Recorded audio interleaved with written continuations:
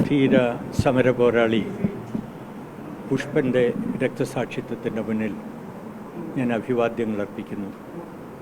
1994 November 25 കൂത്തുപറമ്പിൽ വെടിവയ്പ് നടന്നത്. അന്ന് കേരളത്തിൽ UDFൻ്റെ ഗവൺമെൻറ്റാണ്. വിദ്യാഭ്യാസ രംഗത്ത് കടുത്ത അഴിമതിയും അന്യായവുമായിരുന്നു നിലനിന്നിരുന്നത്. ഇതിനെതിരായിട്ടായിരുന്നു DYFIയുടെ ഉജ്ജ്വലമായ സമരം.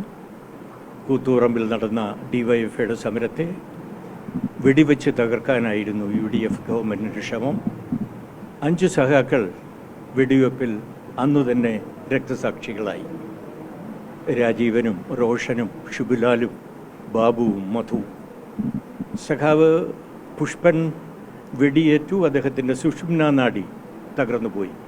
കഴിഞ്ഞ 30 കൊല്ലക്കാലമായി അദ്ദേഹം ചികിത്സയിലായിരുന്നു, കിടക്കയിലായിരുന്നു. അദ്ദേഹത്തിൻ്റെ കിടപ്പുമുറി പലപ്പോഴും സൗഹൃദ കൂട്ടായ്മയുടെ കേന്ദ്രമായി മാറിയിരുന്നു. രാജ്യത്തിൻ്റെ സാമ്പത്തിക, രാഷ്ട്രീയ, സാമൂഹ്യ ജീവിതത്തിൽ ഈ സൗഹൃദ കൂട്ടായ്മയിലൂടെ ഇടപെടാനും പുഷ്പൻ ശ്രമിച്ചിരുന്നു. ഉജ്ജ്വലനായ, ധീരനായ പോരാളിയായിരുന്നു സഖാവ് പുഷ്പൻ.